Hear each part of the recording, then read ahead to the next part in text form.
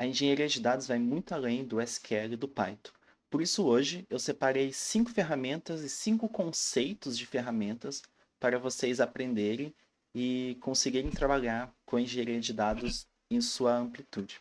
Bom, qual que é a minha ideia aqui no vídeo de hoje? Eu trouxe as 5 principais ferramentas para a engenharia de dados, mas sempre vai existir ali alguma alternativa, alguma coisa que seja equivalente. Mas eu trouxe aqui as principais, as que tem mais vaga pedindo por essas ferramentas, as ferramentas que mais são requisitadas pelo mercado e as ferramentas que, se vocês aprenderem essas ferramentas, vocês vão conseguir se virar com qualquer outro tipo de ferramenta equivalente ou similar a elas. Bom, para começar, não podia ser diferente. Eu trouxe aqui o Apache Airflow. E o Apache Airflow é uma ferramenta de orquestração de fluxo de trabalho e que a gente pode utilizar essa orquestração para fazer manipulações de pipeline de dados, de fluxo de ETL e outros tipos de organização. Então a gente pode, dentro do Airflow, criar DAGs e essas DAGs vão ter tasks e essas tasks vão ser responsáveis por fazer a execução de alguma coisa.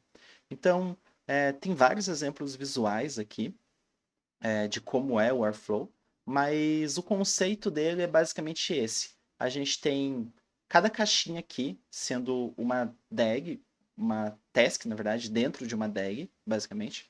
E a gente, por exemplo, teria uma task de extração de dados de uma API do clima, outra task de transformação de dados usando Python e outra task de load utilizando Python, né, ali com Airflow, só que fazendo um load, um carregamento dentro do Postgres para depois fazer uma visualização conectando no Streamlit ou outra ferramenta de visualização.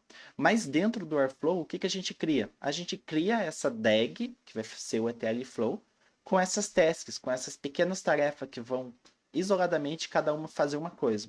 Extrai, transforma, carrega, faz alguma manipulação a mais. E geralmente essas tarefas, essas tasks vão ser.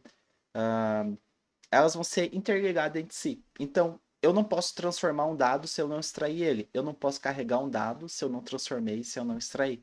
Então, a gente tem esse tipo de trabalho. E entender esse conceito que o Airflow traz para gente, vai permitir com que você trabalhe com outras ferramentas similares. Como, por exemplo, eu separei um nome aqui de 2 ferramentas, o Prefect e o Maj. Mas a gente também tem o Arbite, tem outros orquestradores mais simplificados, dá para fazer algum tipo de orquestração meio manual usando Chrome, tem o Jenks, enfim, tem diversas ferramentas que vão te ajudar a fazer esse tipo de orquestração. Mas isso é meio que o coração para você automatizar o seu fluxo de pipeline de dados. Outra ferramenta muito legal e muito importante para engenharia de dados é o DBT, Data Build Tool. Ele é basicamente uma ferramenta para fazer essa parte de transformação de dados. Então, juntamente com o Airflow, você pode colocar o DBT ali no meio do teu processo do Airflow para fazer a transformação.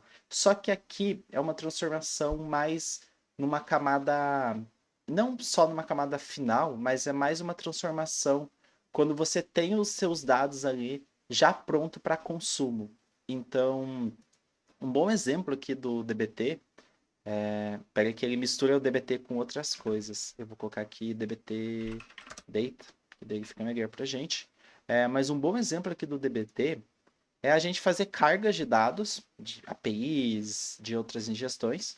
E com o DBT, nessa etapa aqui dentro do nosso Data Warehouse, com o DBT eu vou destrinchar as camadas. Então, por exemplo, eu fiz a ingestão dos meus dados cru, fiz uma formatação, uma transformação ali básica, deixei o dado pronto para consumo. O que o DBT vai fazer? O DBT vai transformar e preparar esses dados para o meu usuário final. Quem que é o meu usuário final? Um dashboard, um report, alguma área, algum time que vai utilizar esses dados para algo funcional, para algo que dê algum insight, alguma coisa para a empresa. Então, o DBT é muito útil. Existem algumas alternativas, tipo o Dataform, o SQL Mesh, mas o DBT é, sem dúvida, o mais completo para isso. A terceira ferramenta, e na verdade aqui eu trouxe a AWS S3 como uma opção, mas poderia ser o Google Cloud Storage ou Azure Blob ou alguma ferramenta tipo Hadoop HDFS para fazer um repositório local numa nuvem própria, enfim, num servidor próprio. Mas qual que é a ideia aqui do Amos S3 e dessas ferramentas que eu mencionei? A ideia aqui a gente não vai ter uma visualização muito óbvia do para que ele é com uma foto, com uma imagem, mas ele é basicamente para armazenamento de arquivos. Então a gente pode imaginar o S3, o Azure Blob, o Storage da Google como ferramentas para armazenamento de e aqui ele armazena dados, sim, mas ele é armazenamento de arquivo cru. Então é como se fosse um Google Drive, um driver para fazer o upload dos nossos arquivos. Então o que a gente vai salvar aqui? A gente vai salvar arquivo CSV, arquivo JSON, a gente vai salvar imagem, documentos, qualquer tipo de coisa que precede o nosso processamento dos dados. Então é como se ele fosse um grande repositório para a gente organizar os dados que estão chegando de API, que estão chegando de FTP, que estão chegando de SFTP, que estão chegando de outras fontes, e eles estão bagunçados, eles estão desorganizados. A gente coloca ali, fazendo uma certa organização de pasta, de partição de data e coisas do tipo, e depois a gente começa a fazer a parte de transformação, de limpeza, de organização. Mas ele é como se fosse um repositório inicial para a gente ter os nossos arquivos e fontes de dados dentro de casa, podemos dizer assim. A quarta ferramenta seria o Apache Spark, que é para a gente trabalhar com processamento de dados distribuído. Então aqui a gente tem algumas alternativas, como o Desk, o DuckDB, enfim, mas nada se compara com o Apache Spark. Porque o Apache Spark ele consegue descentralizar o teu processamento e consegue dar muito poder de processamento para você.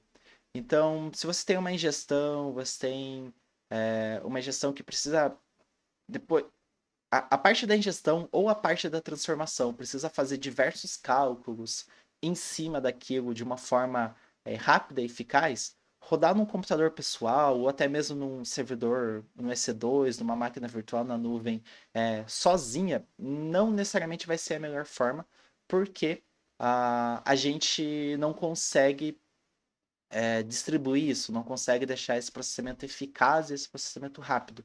Com o Apache Spark, ele entra justamente para agilizar isso, distribuir e fazer o teu processamento que estaria numa máquina só, ele cair para várias máquinas e ficar mais rápido, ficar mais eficaz.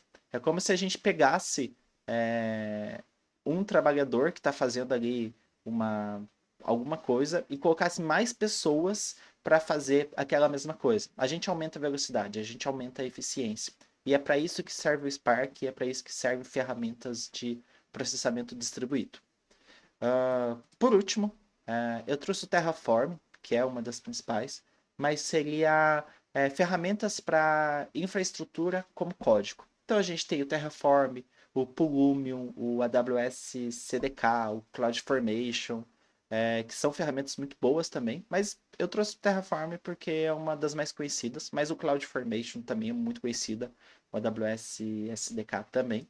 E o que ele é? Ele é basicamente infraestrutura as a code, ou seja, a gente escreve um código e esse código vai ser responsável por criar a nossa infraestrutura. Obviamente, a gente não precisa programar como ele vai subir uma máquina na nuvem, como ele vai subir um banco de dados, como ele vai fazer a rede disso funcionar. A gente só faz a configuração no arquivo YAML, que é bem parecido com JSON, tem umas peculiaridades, mas ele é bem parecido com JSON, muda um pouquinho. E é basicamente isso que tem na imagem aqui. A gente tem definição de variáveis, a gente tem definição de recursos. Então, por exemplo, eu vou alocar um recurso de AWS Instance, que vai ser um servidor, que vai ter essa regra de acesso, esse IAM aqui, que é basicamente uma regra de permissão. A gente vai ter um tipo de um tipo de instância. Então, qual que é o tipo da máquina? Se vai ser um T2 micro, um T3 small, que é se a máquina é mais potente, se a máquina é mais fraca.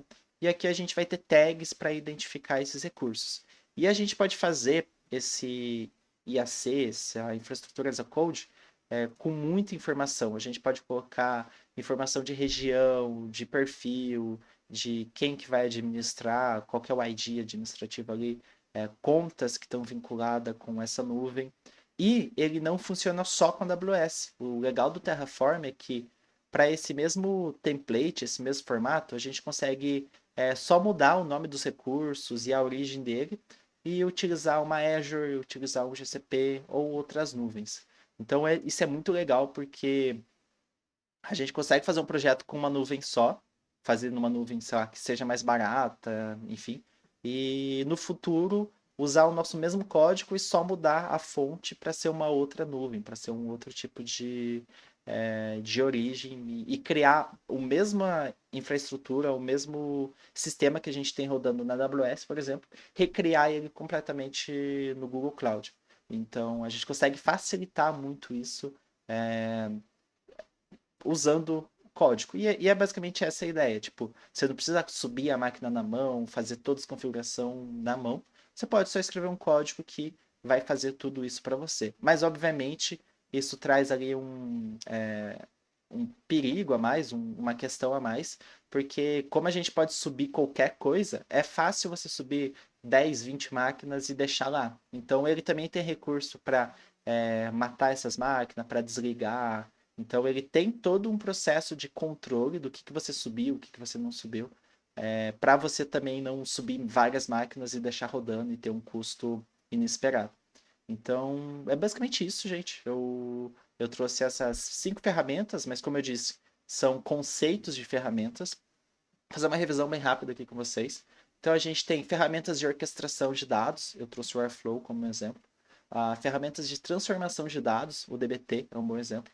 Ferramentas de armazenamento, então, para criação de data lake, então seria o S3, o Google Storage. Ferramentas de processamento em larga escala, processamento distribuído, né, seria o Spark. E ferramentas de infraestrutura as a code, que é o Terraform ou o CloudFormation. Então é isso, espero que vocês tenham gostado e até o próximo vídeo.